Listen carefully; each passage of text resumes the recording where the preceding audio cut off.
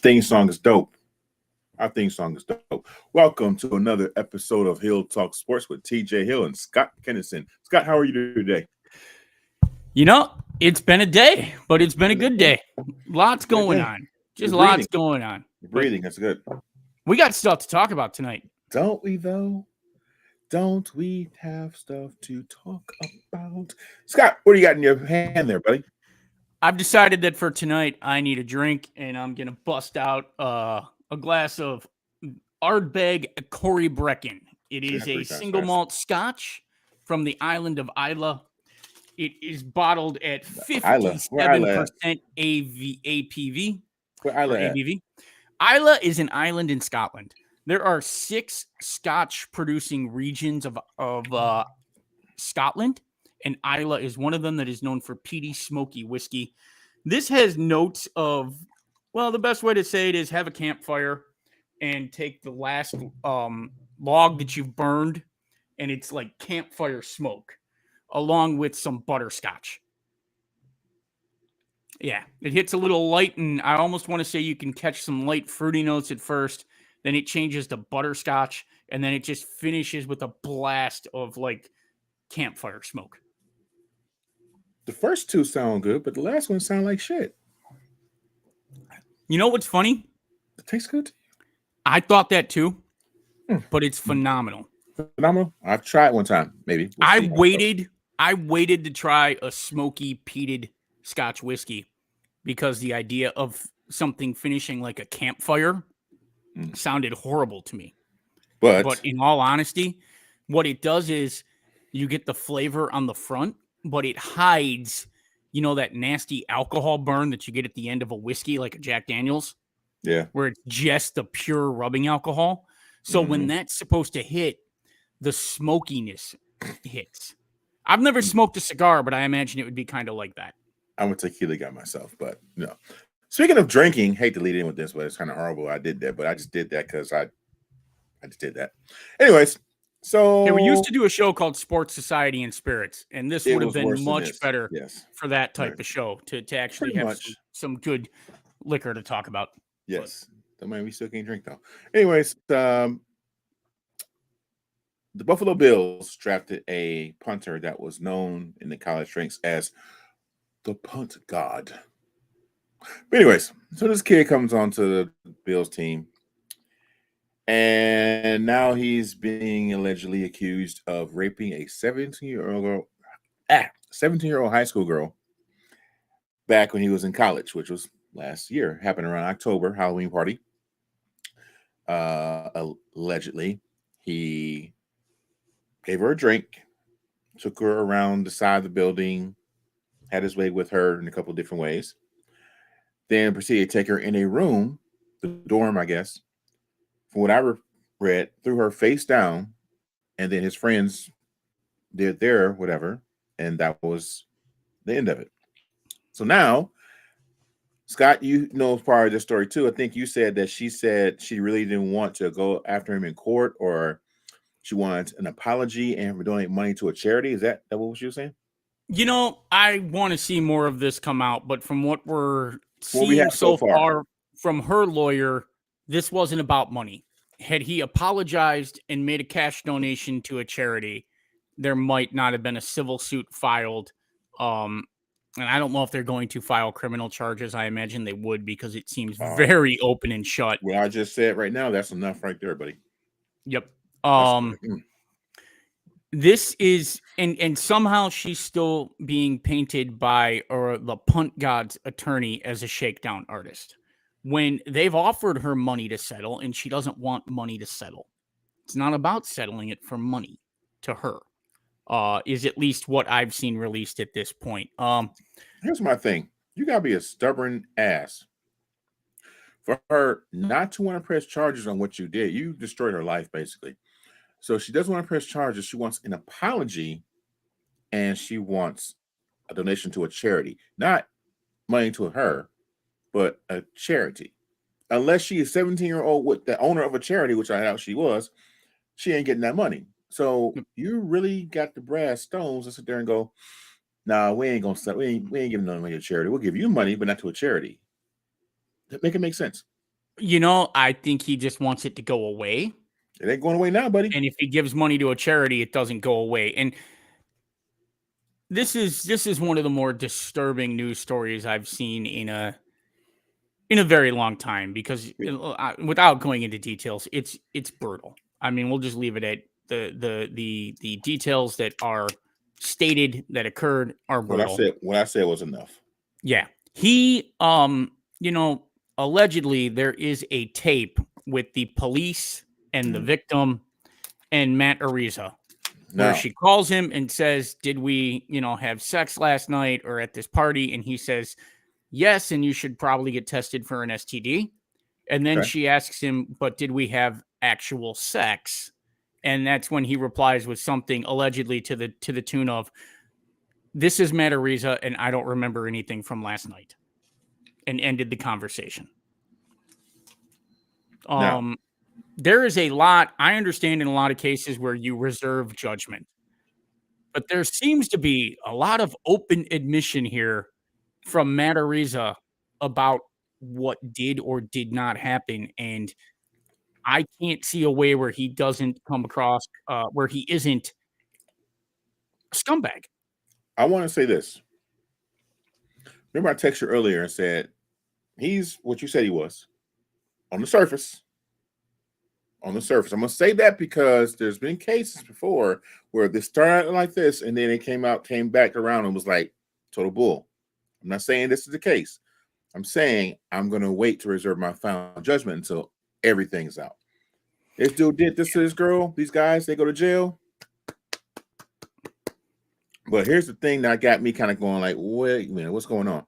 Yeah, I've been waiting for this because I'm kind of. I read it this whole time. I think you'll understand when I put it to you like this. There's more going on than we're seeing right now. Of course, all the facts ain't out and such. But the police have a recording of them having a conversation where he admitted they had sex. He didn't, he kind of gave a glazed over answer about it. He didn't say, yes, this is Matt Ariza, we had sex.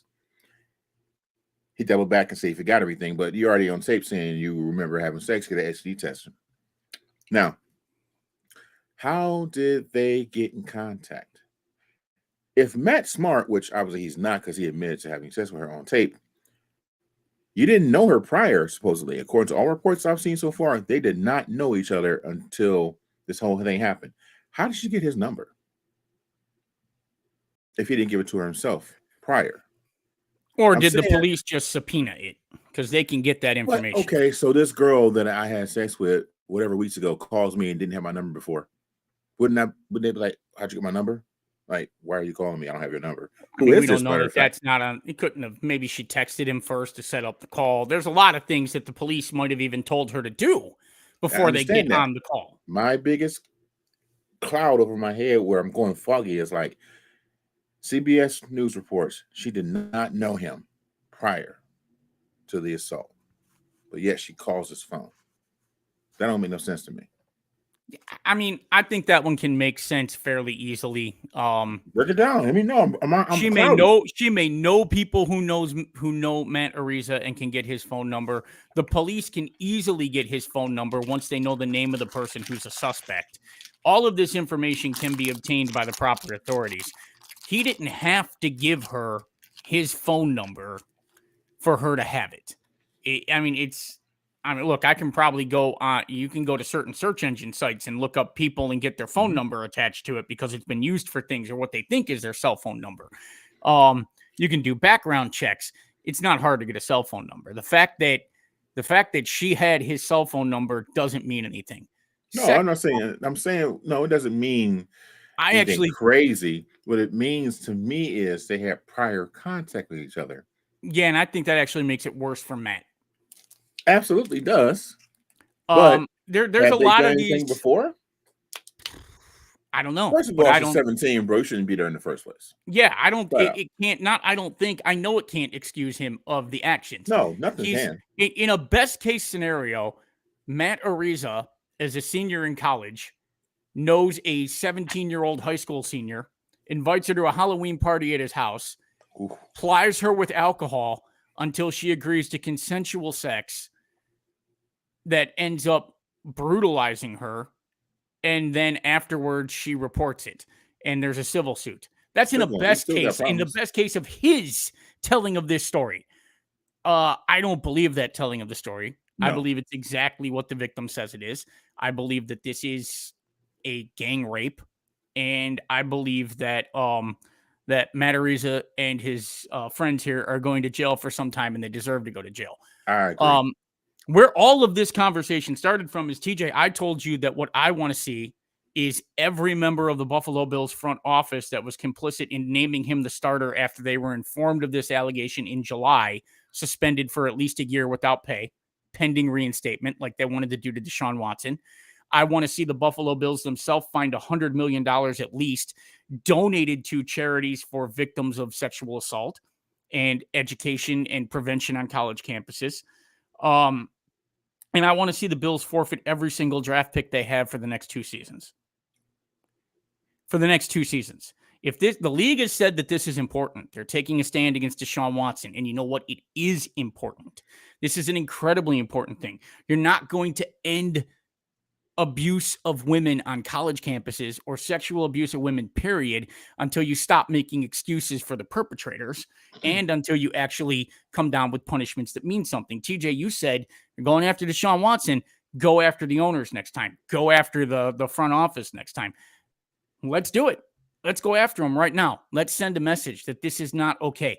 I'm trying to figure out what the Buffalo Bills needed to investigate. There is an allegation that comes out from the victim's attorney to the Buffalo Bills that Matt Ariza, as a senior in college, invited her when he knew she was a high school student to a Halloween party, gave her alcohol when she knew she wasn't old enough to drink it, and proceeded for him and his friends to have sex with her. Non-consensually or non-consensually, doesn't matter, but allegedly non-consensually. And the Buffalo Bills need to investigate. What in God's name are you investigating? What is And when there to was this sent to investigate? Buffalo? As I'm hearing that it was mid to late July at the Okay, latest that they so had this we in the training information. camp right now. Right. They contacted the legal counsel. They had this information. With this information, named him the starter and cut their current starter. Yeah. The only thing this says to me is the Buffalo Bills thought that they could win some football games while this was being worked out. And they were willing to pay the price later when it came out because they knew they could act and say, well, when the civil suit was filed and it was made public, we took the appropriate actions. And they're kind of getting away with it right now. They're To me, going to the get away Buffalo with it. Bills are as scummy and complicit on this as anyone else. But They're going to get away what the hell are you investigating? free and clear. There's nothing to You know investigate why? here. Hey, Do you know why? why? Because the NFL is the base of a tree, very powerful tree. They cannot be shaken, cannot be disrupted, because those 30 whatever branches are the teams, and they are just as protected under whatever dome that branch is holding. NFL is probably the single most powerful corporation in America for the stuff they pull and get away with. It's like the football players are janitors and the owners CEOs, and it's like, go clean that mess up. But if you drop a piece of crumb on the floor, you get suspended for this, for that, for this and that. But the owner can take a crap on top of the desk and clean it up, and then nothing happens to him. Not even a fine. That's the way the NFL is. It's gonna be. Buffalo had what you said was great, but Buffalo never gonna get punished for this. They're probably not even pay a fine. Houston paid a fine to all the ladies, and now Houston's in the clear. Roger? Why did they get more punishment? Roger, this is your chance. Deshaun got fined $5 million, which is deserved. 11 games out. He paid a fine and got suspended. So Houston paid a fine, but nothing else happens to them. About those draft picks y'all got. Why don't you just forfeit those and just let them go into the wasteland? I don't even want the Roger, draft picks back. I want you not to use them. this is your chance, Roger. You ain't gonna do This it. is your chance to send a message that going after Deshaun Watson wasn't a publicity stunt, that you mean what you said. He Because doesn't. this is one order of Lightweight worse than magnitude. Deshaun. It's worse than It's Deshaun. worse. Order of Deshaun magnitude. Deep time. did some crazy stuff, but this kid is beyond.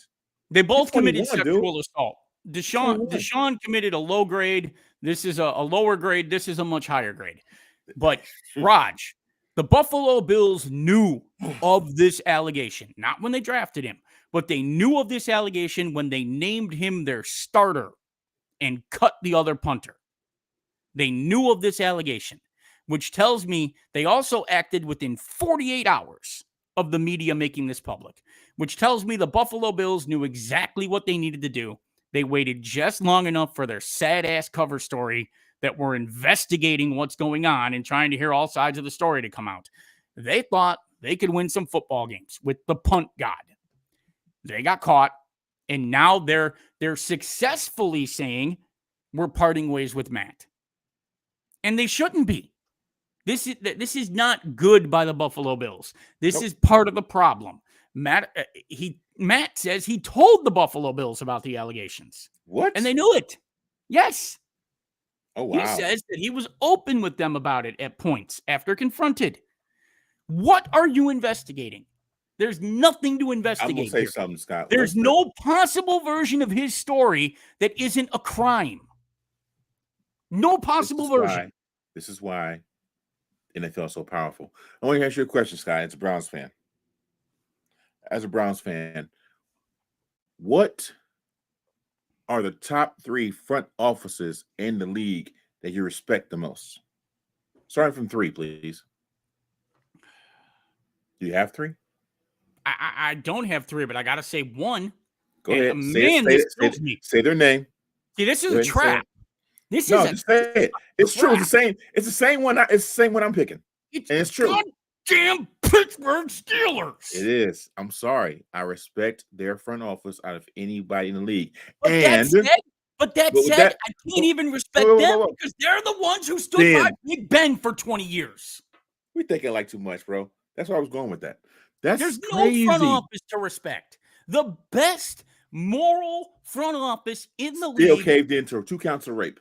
Stood beside Big Ben when I don't care if they had enough information to convict him. It's clear as day when his security blocked people from getting back into the bathroom and his buddy who owns the college bar that 30-year-old Big Ben was just hanging out in deleted the security tape. And now, if the line, this is not okay, please stop. No, it is okay because I'm Big Ben was said. I mean, and the Pittsburgh Steelers stuck by this guy because he can win them football games and won for the goddamn thumb. Corporation, buddy. I'm a little lit up tonight, maybe. They don't care. They don't care. That's why when our fans sit there and say about Baker, how they did him dirty and they weren't loyal, it's a business, bruh. It's a business. How quick can you go to a job? You can go to work tomorrow morning and drink coffee with the boss. And 10 minutes later, you're in the office with the boss. We that coffee together. Yeah, we let you go. Guess what they're going to do? They're going to watch you pack your little shit down the steps, turn your key in, turn your badge in, and they're going to go out the window and be like, oh, he's a cool guy. And they're going to continue their workday. But you know what it comes down to? I'm going to quote Gandhi and say, be the change you want to see in the world. And it's to remember that everyone says it's business, but you have the opportunity when you are in that situation to be better than the people who have been there before you. And Andrew Berry and the Cleveland Browns had an opportunity to be better than the people that are there before them. And they didn't take it. And the Buffalo Bills had a chance to be better than Andrew Berry and the Cleveland Browns, and they didn't take it. And the Pittsburgh Steelers had a chance to do what was morally right, and they didn't do it. You know, no one is perfect. Everyone has made moral mistakes, but at times you're supposed to learn from those mistakes and be better, to learn from the mistakes made in front of you, and to not say this is how it is before, so this is how it will be tomorrow.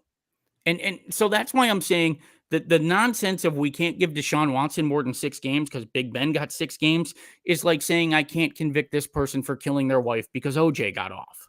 Eventually, you have to do what's right, whether it was right before or not. And unfortunately, someone becomes that poster child. Now, if the NFL sits here and pats the Buffalo Bills on the back for doing the right thing here, it negates a lot of what they just did with Deshaun Watson. This is your chance to show that you're serious about taking a stand on these things. But we know that. And I'm sorry, quite sir. honestly, I haven't watched a lot of sports in recent years, nowhere near as much as I used to. I used to come home on Monday night and watch college basketball, Big East Monday on ESPN every night. And I'd watch the early game and the late game. I'd come in and watch the ACC on Tuesdays. I would watch all the college football I could on Saturday. I'd go out to wherever I could watch every NFL game on Sunday. I'm down pretty much to watching the Ohio State Buckeyes and the Cleveland Browns. And not because I feel that either institution is a paragon of virtue, but it's just the last two that I can summon up enough interest for to override some of my just revulsion for what sports in general has become. And I'm going to be quite honest with you.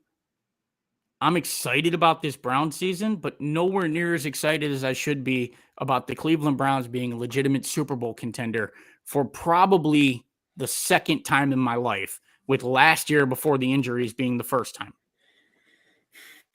Because a lot of what's going on in the NFL hurts my soul. And a lot of what I know is going on in college football hurts my soul. Well, you don't want to know about high school then. It's trickling downhill, brother.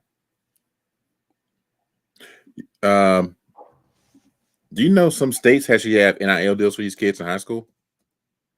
Wait, what's going on? Some states have NIL deals for high school. You know, absurdly, I have no problem with that. I'm a capitalist. This is America. No one should be able to tell you what money you can and can't make off of your own name. I'm going to tell you why it's messed up. Okay, so far we have, all right, let's see, confirmed permitted, that is. Louisiana, like all the Midwest Dakotas, not Las Vegas, Alaska got football. Huh. California, Pennsylvania's under consideration. Indiana's under consideration. Ohio said no. Pretty much everything below Ohio said no. All the way from Ohio to Florida said no. Texas, Utah, Nevada said no. Washington State, Montana said no. But you got a handful of states that say yes. Most of the East Coast, like the Maine and Vermont and all those states say yes. They don't have a lot of kids coming out of there anyway, really, so why not getting paid? But here's a problem I have as a coach, former coach, whatever you want to call it, about the NIL being in high school. And the issue is you have some programs or some kids get chippy with their coach right away. May not listen to their coach, may not come to practice on time, whatever case may be. And the coach sometimes let them slide because they're a great athlete, which I hate that. I've been on staffs that have done that before. And it angers you because you got kids really busting their ass out here. And then you got a kid that come to practice once a week. He go ahead and start. And the kid that worked the reps all week sit the bench the whole time. So he in practice balling out. Parents, they're like, wow, he's doing a good job. He could play Friday night. Here comes this kid walking in, probably still high from Thursday. Go out there and start. Drops a pass, gets all mad at everybody else but him, but he ain't the one coming to practice. It happened before in real life. Tell you about it later off the camera. But anyways, kids like that will look at their coach and go, I ain't listening to you. I get paid more than you do. Your average high school coach makes about $10,000 as a head coach. Assistants make about $5,000 and less. Okay. So say a kid gets an NIL deal worth $20,000. You got more than the whole staff. You can listen to me now? That's the problem with having it in high school. Well, I can't refute a lot of those arguments. I can say that I think that it is very rare that something like that's actually going to happen, where you're going to have an athlete in your high school team that's good enough to sign a contract like that. But if I'm LeBron James back when he was playing for St. Vincent St. Mary. I think it's absurd that the Ohio State Athletic Association can tell him that he can't make money off his own name. That's un-American. It's uncapitalistic. No one can tell me I can't make money off my own name. Period. That's America. We have the ability in our own time with our own industriousness to make as much money as we can make with our own skill set. Now, St. Vincent St. Mary can tell him you can't make money wearing your St. Vincent St. Mary gear. You go to your photo shoots, you're not going to use ours unless you give us a piece of that. But it's completely absurd to tell LeBron James at 17 years old that he can't go sign autographs at a mall for $10,000 because it's not fair, because they're not paying the coaches more than that. Now, that's thoroughly un-American. I understand what you're saying, but as someone who fully believes in capitalism, I think it's completely absurd to tell someone that they can't make money off of their own fame because they happen to play high school basketball. I mean, for St. Vincent St. Mary, and tell them, no, you can't go sign autographs. I mean, think about LeBron James' situation. And that's I don't like that. I don't think it's any different at the high school level than it is at the college level. I think it's incredibly un-American to say you can't make money off your own fame and your own name, and we're going to limit what you can and can't do. I mean, this is we talk about this is where you make money being hardworking, living the American dream. Unless you're an athlete playing for a high school or university, then you're not allowed to. As to the other point of the star player doesn't put the work in, doesn't play. To me, and this is a lot easier for me to say as not a head coach, not as easy for you to say as a head coach, but to me, that is on the coach who doesn't sit there and bench the star player anyway for a game to send him a message. There are things about leadership, and in the real world, at times, there are going to be people that you're expected to lead who make more money than you. You can go, you're not always going to be, as the leader, the person who's the highest paid, but you're still expected to lead those people, to make them follow you and to make them buy in. And ultimately, successful leaders find ways to make people listen to them. Bill Belichick found a way to get Tom Brady to buy in. Urban Meyer didn't find a way to get people to buy in because he slapped his kicker while he was in a stretch pose and almost had him hurt himself. So it comes down to, are you a leader? And that's easy and oversimplification for me to say, but I definitely believe that I have a hard time telling anyone that they're not allowed to make money off of their own personal achievements or fame. Okay, so going back to what you said a minute ago about if you're the coach, you'll bench that player. It's a business at this point. That kid signed that contract. It's a business. It's not only a business for that kid, it's for the school also. So if you go ahead and sit that kid for talking back to you, you know what's going to happen? Your AD is going to walk down the sideline and go, what the hell you think you're doing? Put him back in. Now you got a big cluster because this kid's owning you, ain't listening to you, doing what he wants to do on the field. And now you got to put him back in because your boss told you to put him back in because, hey, you got media here. We got to show this kid. We got to showcase him. That's why you shouldn't have it in high school. Yeah. Now, if you want to do something like, you don't have to start him. You have to start him, Scott. If he got an NIL deal in high school, that means he is the man. You're not gonna sit the man because the man cuss you out because the man making more than you. Do you think St. Ignatius is not going to sell out on a Friday because the coach doesn't play the star player for the first quarter because he slacked off in practice for a week? Most of the kids St. Ignatius don't need an NIL deal. No, I'm just saying. We're talking about that kid that's the asshole on that hood team that's getting all this money coming in, and he gonna rebel. Now, do you think it's really going to make? I mean, is it going to make that big of an attendance ticket sales different on a Friday night because you bench that player for a quarter? Can you imagine the phone calls AD getting on Monday? Why wasn't he in the game? Why wasn't he? That playing? Always exists. I mean, but if you have a guy making $10,000 in order cap signing, that's going to exist at a higher level. Yeah, but the thing is, that kid isn't making money for the school. That NIL contract isn't going to the school. That NIL is going to the kid, isn't it? Publicity, optics. Okay. How do we look? That's what schools But the talk about. school isn't still. ESPN shows up to a football game for Nordonia. Nordonia ain't making no extra money because ESPN got to show up that night. You know that. I highly doubt I've been the on staffs. Nordonia school system is going to I've make been that on money. staffs. I've been on staffs where we played a team just because they gave us $10,000 for the school, knowing we're gonna get our ass whooped. Well, we're gonna make Yeah, this that trip happens. That's why $10,000. Toledo's going to play Ohio State in week 2. So it happens in high school too. Yeah, of course. But that's not necessary. You're not necessarily going to lose that game against St. Ed's if you're Nordonia because you benched your star player for the first half because he was disrespectful and not putting the work in practice that week.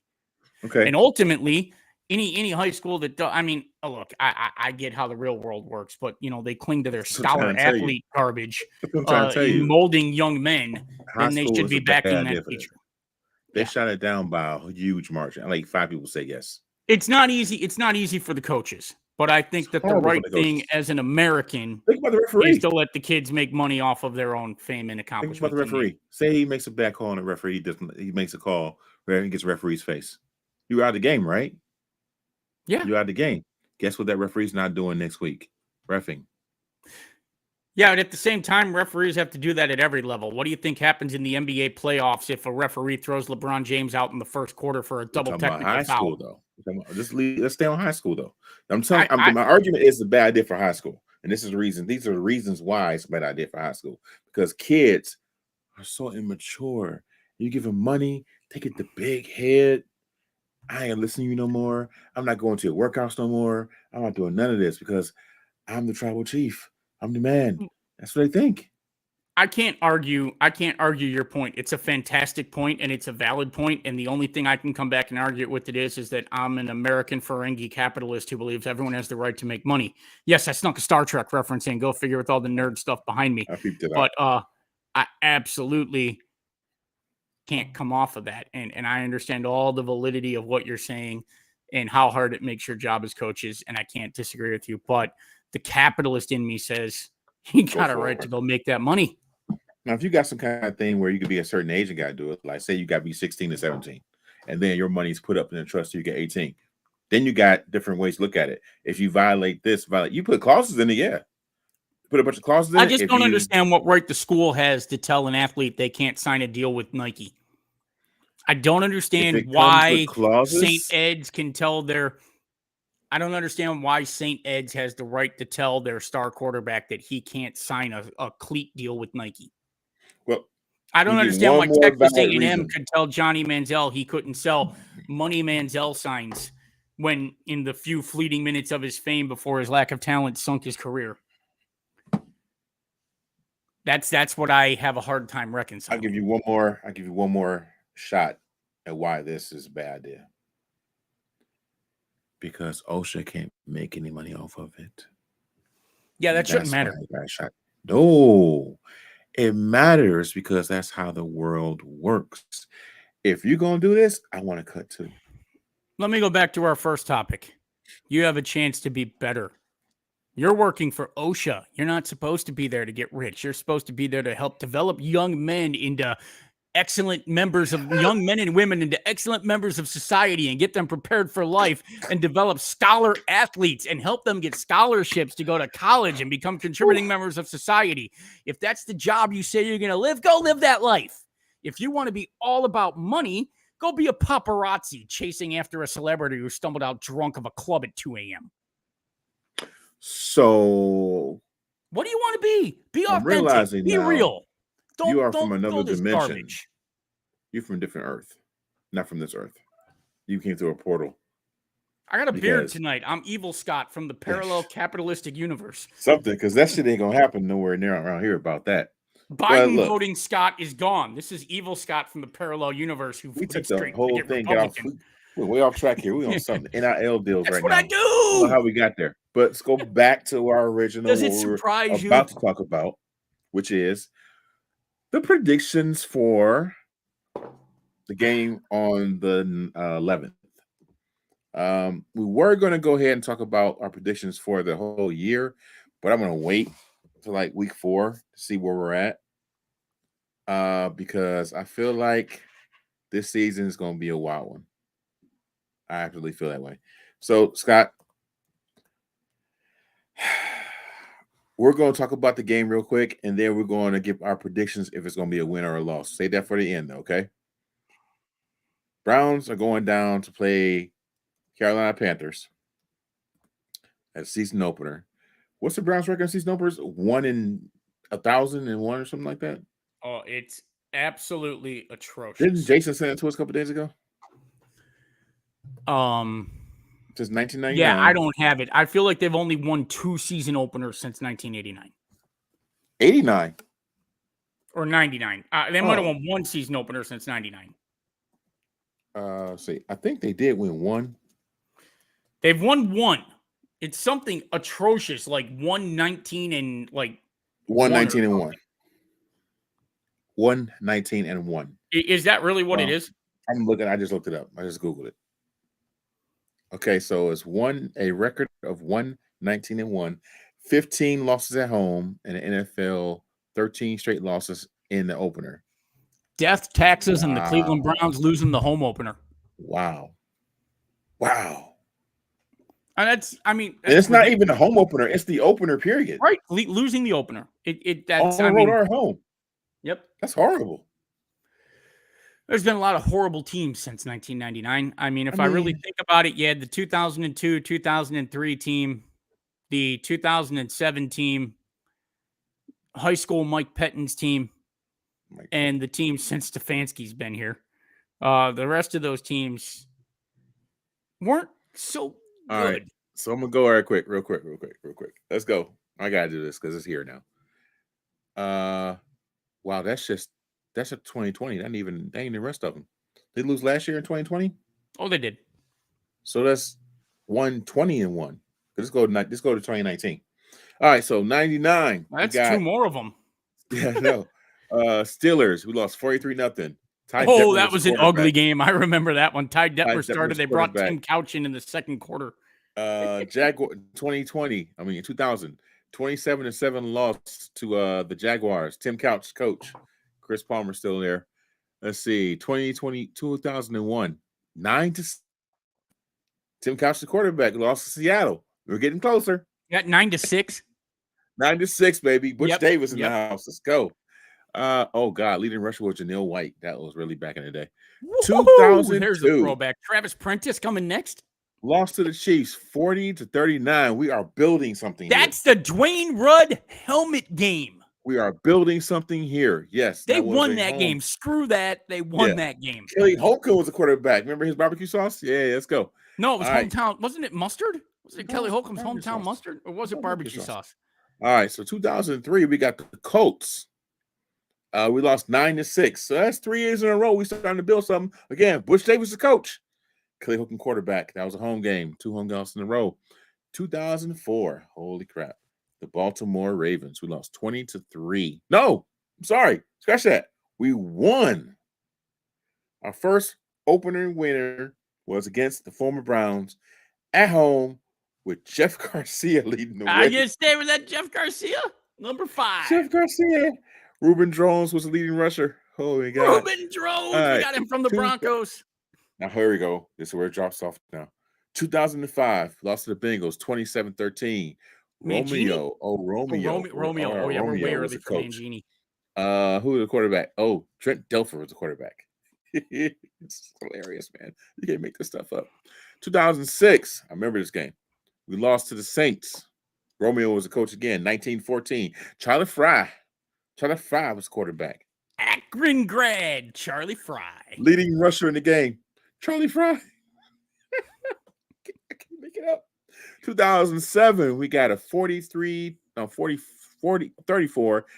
loss to the Steelers.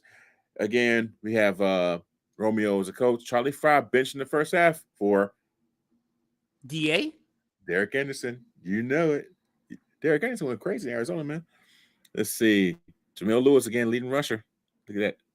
Jamal Lewis. Who had him? No. Jamal White the first time. That was the year we had Jamal Lewis. Yeah, we had Jamal Lewis the next 3 years. That was the 10-6 year. Probably was. Derek. Yeah, that was Derek. 2008 lost 28-10 to the Cowboys. Derek Anderson again, the quarterback. 2009, lost 34-20 to the Vikings. Eric Mancini was the coach and Brady Quinn was the quarterback. Wow. Brady. Following year, 17-14, lost to the Buccaneers. Mancini coaching. Jake Delhomme was quarterback. Bengals, we lost in 2011. 27-17, Pat Shurmur. Oh, my God, these names, man. Oh, Pat man. Shurmur, who went on to be one of the best offensive coordinators in the league. The quarterback was Colt McCoy. Leading rusher of that game was who?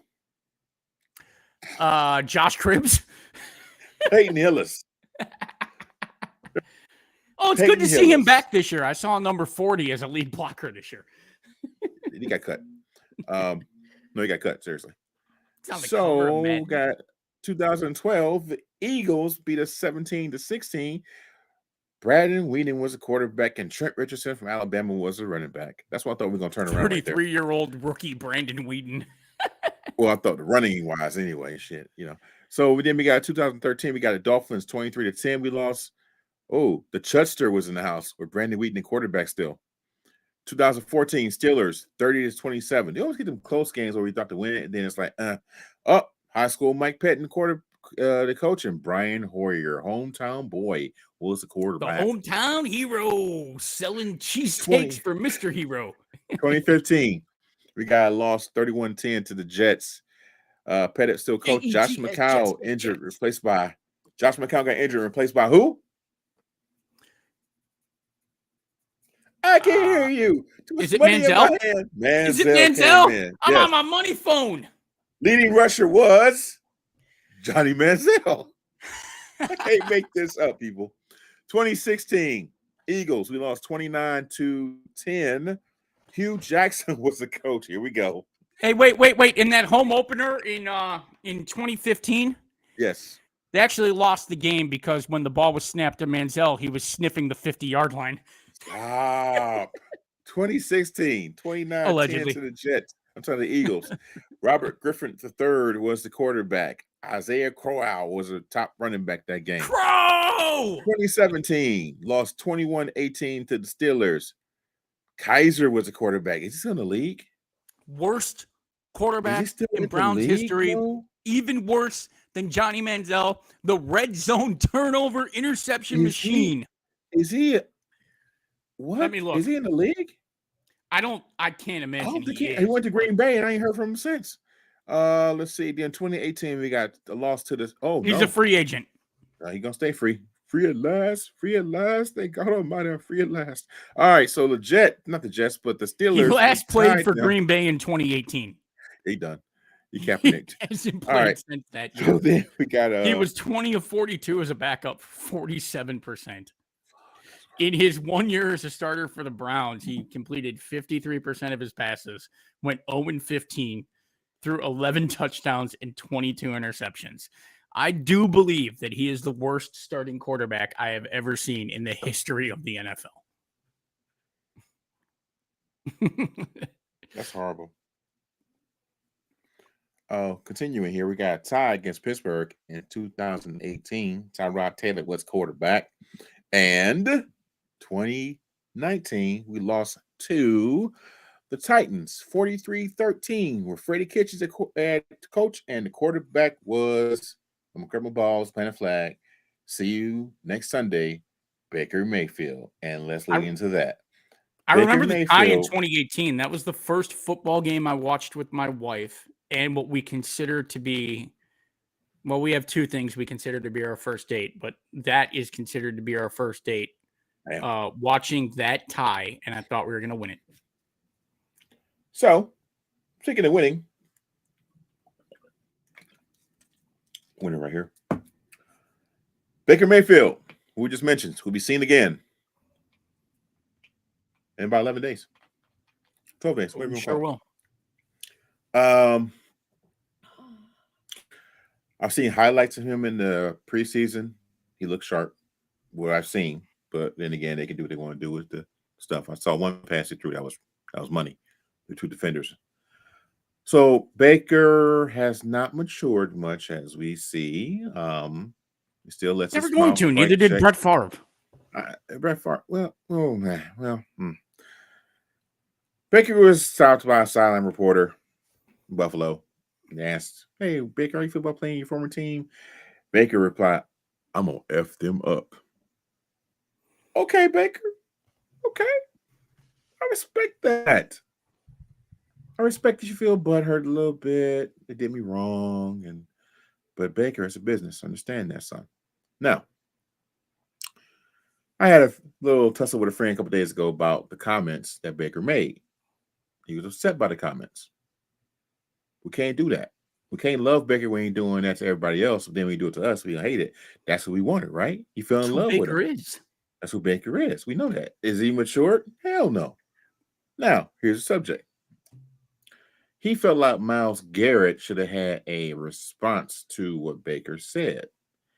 Miles Garrett made some comments earlier in the week before Baker made his comments about, is there any animosity, any problems with Baker? No, we good. No problems. We're gonna go out there and play ball. Miles Garrett gave the answer he should have given, especially because Miles Garrett is a Clark Kent type dude. He's mild mannered, always has been, unless Yes. he The guy unless he who hits you writes poetry in his spare time. exactly. So he's not gonna go up there and be like, "Oh, Baker talking shit. Oh, we got you. Let's go." No, he ain't gonna do that. You know Now, what the difference between Miles Garrett and Baker Mayfield is? one's a man and one's a kid. Baker Mayfield is a man who's always been on the surface not quite good enough for the job that he's going for, Mm-hmm. and has to get there with moxie and attitude.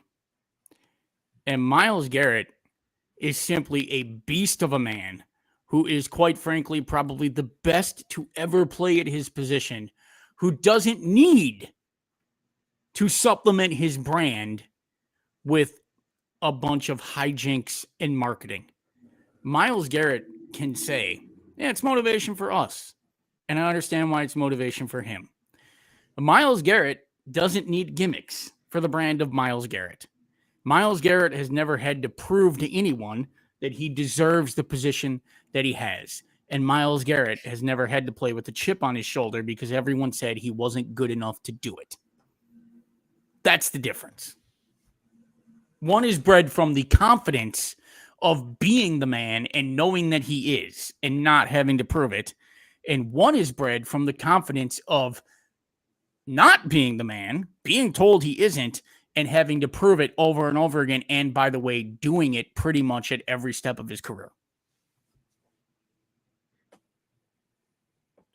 So are you a Baker supporter, Baker fan, Baker hope he does good? Oh, Baker lying. Baker trying to say and you say that. No, you said it, bro. That's who you are.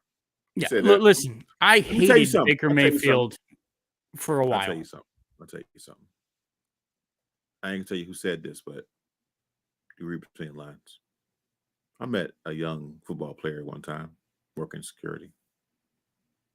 And he said some things that you probably shouldn't say on the air about what he's gonna do to the league and what he's gonna do to other defensive players' mothers. Take it for what you give me your imagination. But somebody said that to my face one time about what he's gonna do to the league. I'm gonna do this and your mothers. That's what he said about the linebackers and whoever on defense. He said, I'm gonna and I'm gonna your mothers. Like, dang, B. You sound like a linebacker, not a quarterback. So, Mr. I didn't say that. Yeah, you said it. You said worse. She's caught you saying that. Take a shot, brother. T, you don't need to read between the lines there. You kind of put it in the lines and highlighted it and put it in a bold font. What do you mean? I didn't give my sources away ever. Okay. Look, you asked me, am I a Baker fan? Yes. Yes. And it's not that I'm gonna root for Baker Mayfield 2 weeks from now or a week and a half from now over the Cleveland Browns. I'm not. But Baker Mayfield, unpopular opinion. When Baker Mayfield is healthy, Baker Mayfield is somewhere between the 12th and 20th best quarterback in the National Football League. Unpopular opinion. Baker Mayfield is Matt Stafford. On the right team, he's definitely good enough to win a Super Bowl. On a bad team, he looks like Matt Stafford. Baker Mayfield played last year with a plethora of injuries and shouldn't have been on the field after week 2. His season should have been over in week 2. He kept Okay. going to the doctors getting excuses, though. Yes. Baker's fault. It's Because just as that's much who he Baker's fault as is. the Browns. Yeah. No, that's who he is. That's He's a who he is. bitch. He's And a bitch. if the Browns wanted to say, we're going to go with Deshaun Watson because he's a better quarterback, okay, I get it. I have no problem with that. But at the same point in time, if I'm Baker Mayfield, in 2020, I was a Rashad Higgins fumble or some better play calling from Kevin Stefanski in the fourth quarter from getting you to the AFC Championship game when you had no business being there with Guardy McGuardface playing guard on the offensive line. Did A it come guy with the named Blake that I met.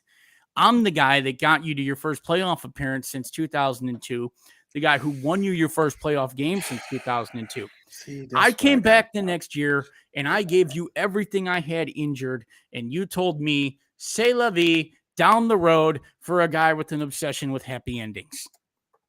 And if I'm Baker Mayfield and I'm in Carolina, you better bet I want to stick it to the Cleveland Browns. If he says anything else, I'm shocked.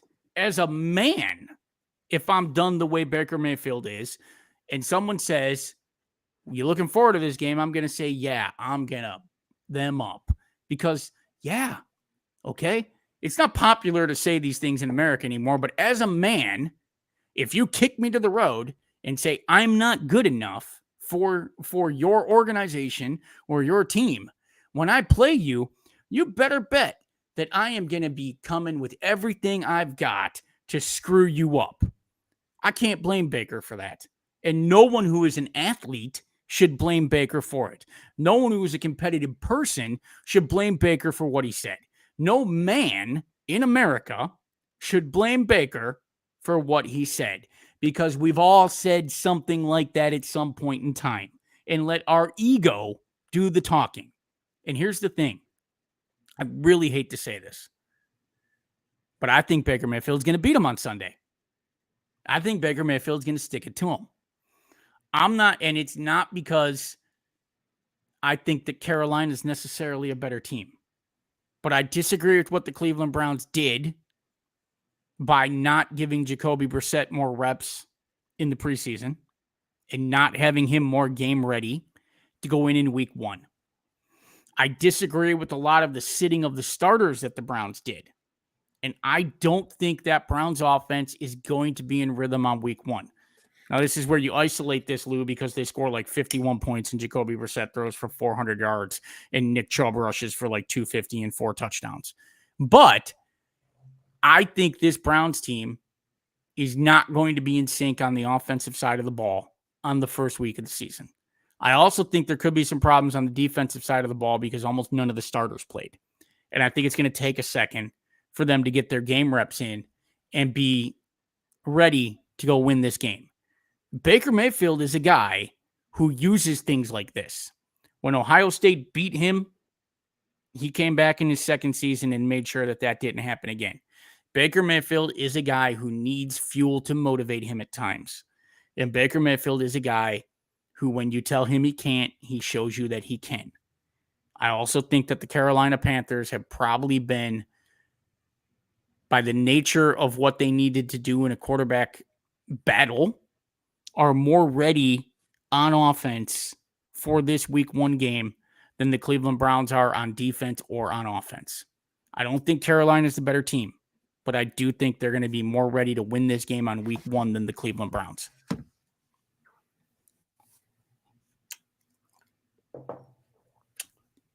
So I want to say something that bothers me about how we perceive people at different teams and so forth. I hate the term when they say he took us to this, he took us to that. So all the games Baker won, 29 games in Cleveland. Did he win those games by himself? Absolutely not. Okay.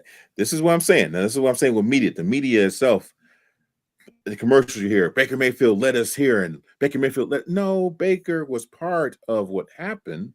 He didn't lead you. Let's go at 2000. 2000 by itself. He beat Cincinnati. He had You mean 219. 2020? 2020, yes. This is the playoff year. He had 2 touchdowns. They scored 35 points. Is that leading us? No, it's not. Oh.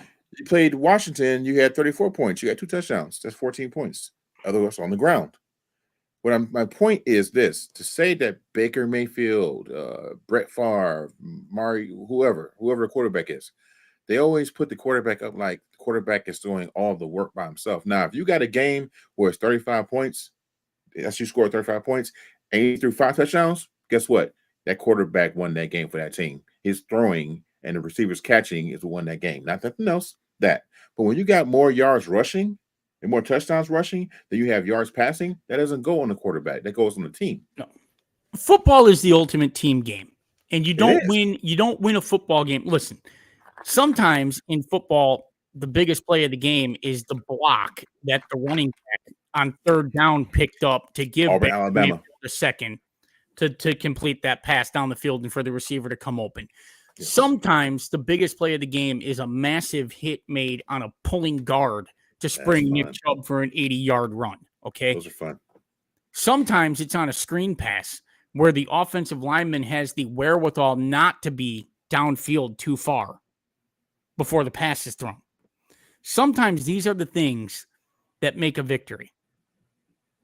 And then sometimes, like the Monday night game after his dad died, it really is Brett Favre throwing a team on his back. That was dope. I'm a Brett Favre fanboy, but I will say this. Brett Favre made receivers. He made them. Some quarterbacks do that. Tom Brady, in a lot of cases, single-handedly, well, I'll never say single-handedly, but in a lot of cases, if you're a quarterback and your best weapon is a tight end, you deserve a lot of the credit. But if you're Tim Tebow time didn't get them to the playoffs that year. Tebow time didn't do nothing. But was Baker Mayfield, when I said Baker Mayfield is the guy who got you to the playoffs and got you your first playoff win, Baker Mayfield is finally the quarterback when put into the right situation was able to do enough to get that win. Because Baker Mayfield was dangerous enough that the play action passes worked. And Baker Mayfield was dangerous enough that they respected his passing game enough to not load the box with 8 guys to stop Nick Chubb. Baker Mayfield was a quarterback who, with the pieces in the right place, could get the job done. I come back to Matt Stafford, and a lot of people will say that is a huge insult to Matt Stafford, but I don't think so. I think Matt Stafford is the perfect example of a quarterback who, on a bad team, looks to be third tier, and on a good team looks to be elite. Matt Stafford wins the Super Bowl. Everyone says he's elite. But before Matt Stafford won that Super Bowl, nobody was talking about Matt Stafford as anything more than the best of the second-tier QBs in the NFL. Flacco was the same way. Yeah. The same thing in Baltimore. The reason the Browns won that game wasn't because of Baker or Chubb. It was because the defense won it. It almost gave it away back to him. Oh, the defense put him in a hole. Close. They did, but God bless America, man. Like, oh, dear God. I thought I was watching the 2002 playoff game where they were about to come back and put it to us. Like, I've seen that movie before. Rough, I texted my dad at some point. I've seen the movie before. All right, so look.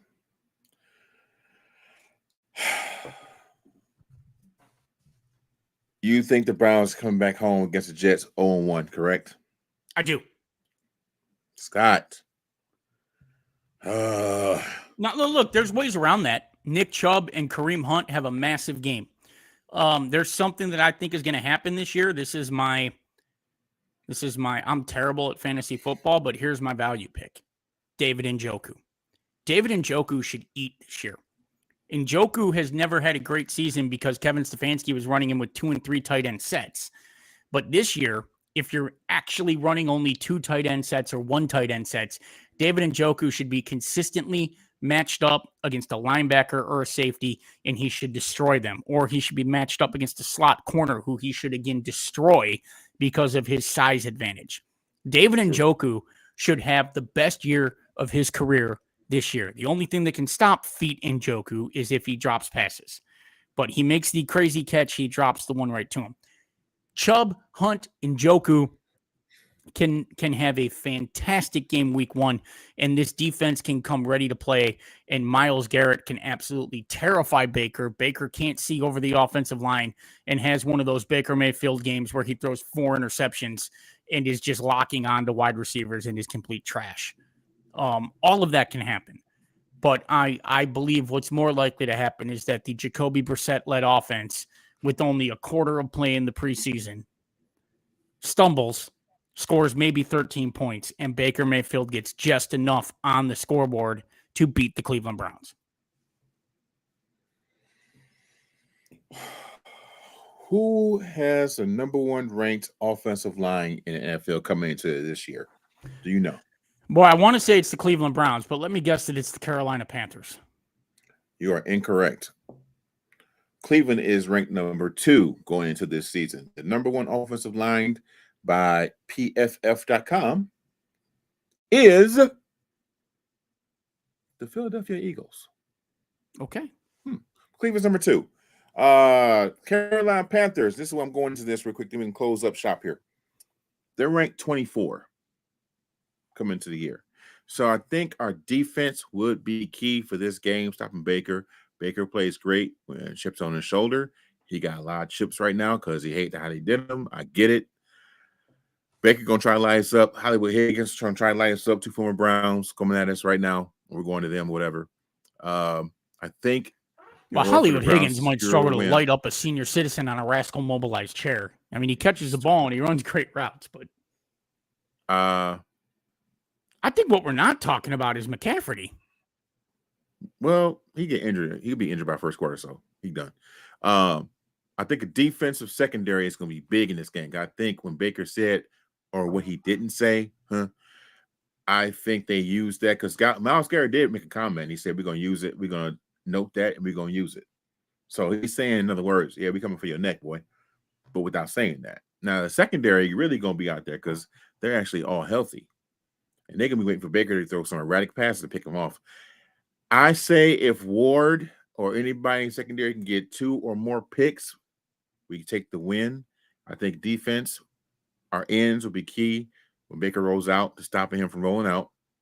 You got Jadeveon Clowney. That's it's all really defense. important to have. It's all defense. Yeah, it is. I think if they win, it's going to have to be something where the defense carries the load and holds the Panthers to less than 10 points.